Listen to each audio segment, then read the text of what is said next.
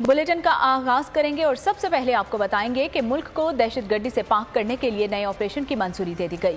अंदरूनी और बैरूनी सलामती पर समझौता नहीं किया जाएगा। वज़ीर आज़म की ज़ेर सदारत कौमी सलामती कमेटी के इजलास का एलामिया जारी। कालादम टीटीपी के लिए नरम गोशा दहशतगर्दी की हालिया लहर की बड़ी वजह करार दिया गया।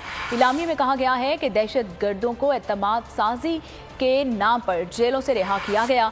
रिहा होने वाले दहशतगर्दों की वजह से अमन व अमान मुतासर हुआ। दहशतगर्दी की लानत के खात्मे के लिए आला सतह की कमेटी कायम। कमेटी 2 हफ्ते में सिफारिशात मुरतब करके पेश करेगी और रियासती इदारों और क़यादत के खिलाफ प्रोपेगेंडे की भी शदीद मज़म्मत की गई।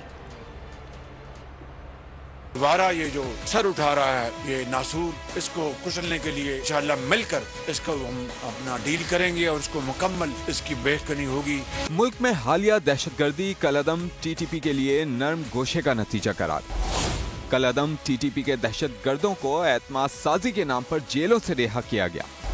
रिहा होने वाले दहशतगर्दों की वजह से मुल्क में अमन व अमान मुतासिर हुआ। दहशतगर्दी की नई लहर के खिलाफ जामिया ऑपरेशन शुरू करने की मंजूरी दे दी गई। वजीर आजम की जेर सदारत कौमी सलामती कमेटी के इजलास का एलामिया जारी। विफाकी वज़रा, chairman joint chiefs, services chiefs और मुताल्लिका इदारों के हुक्काम ने शिरकत की। इजलास में रियासती इदारों और क़यादत के खिलाफ प्रोपेगेंडे की मज़म्मत की गई। पायदार अमन के लिए फोर्सेस की कुर्बानियों और काविशों का एतराफ और दहशत जारी रखने के अज़म का अयादा किया गया। एलामिया में कहा गया कि मुल्क में बढ़ती नफरत और तकसीम से कौमी सलामती मुतासिर होती है। दहशतगर्दी के नासूर के खात्मे के लिए सियासी, सिफारती, सिक्योरिटी, मुआशी और समाजी सतह पर इक़दामात का फैसला किया गया। मुल्क को दहशतगर्दी की लानत से पाक करने के लिए आला सतह की कमेटी तश्कील दे दी गई जो 2 हफ्ते में सिफारिशात पेश करेगी। इजलास में दहशतगर्द गुलजार इमाम उर्फ शिम्बे की गिरफ्तारी पर इंटेलिजेंस एजेंसी को सराहा गया। एलामिया में कौमी सलामती में अवामी रिलीफ को मरकजी हैसियत दी गई। इजलास को 2 जनवरी को पेशावर पुलिस लाइंस हमले के बाद होने वाले इजलास का तसलसल करार दिया गया। तो नजर आ रहा है सामने लिखा हुआ है जुल्म मिटने के लिए 2 चीजों से मिटेगा भाई। एक, अदल की कुर्सी पे जो लोग बैठते हैं ना वो अदल के हिसाब से फैसले करने लगे। दूसरा, कौम निकल खड़ेगी उस जुल्म के खिलाफ तो जुल्म खत्म हो जाएगा। या इन दोनों में से कोई एक चीज हो जाए या दोनों हो जाए।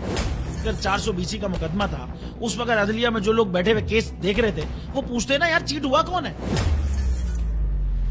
जब उनको दिखता कोई चीट नहीं हुआ केस खत्म कर देते। तो जालिम जुल्म कर ही नहीं पाता। 9 जजेस ने नोट बिफोर किया मेरे केस को यार, 1.5 साल चला। शख्सी जमानत का केस, सेम केस इस्लामाबाद में कर दिया। एक ही इल्जाम पे 2 केस हो नहीं सकते भाई। मतलब 60 दिन का वक्त होता है। 102 दिन के बाद मैं जीत गया, केस बरी हो गया। 102 दिन के बाद अपील फाइल की, एक्सेप्ट कर ली। नहीं करते ना एक्सेप्ट, खत्म हो जाता ना जुल्म यार। भरी अदालत में मुझे बरी कर दिया, फिर पता नहीं क्या हुआ 2.5 घंटे बाद का नोट बिफोर।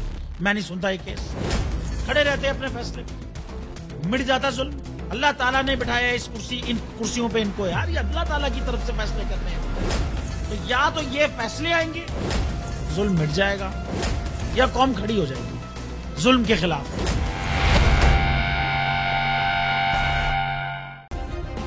सब्सक्राइब करें और बेल दबाएं ताकि कोई खबर रह न जाए।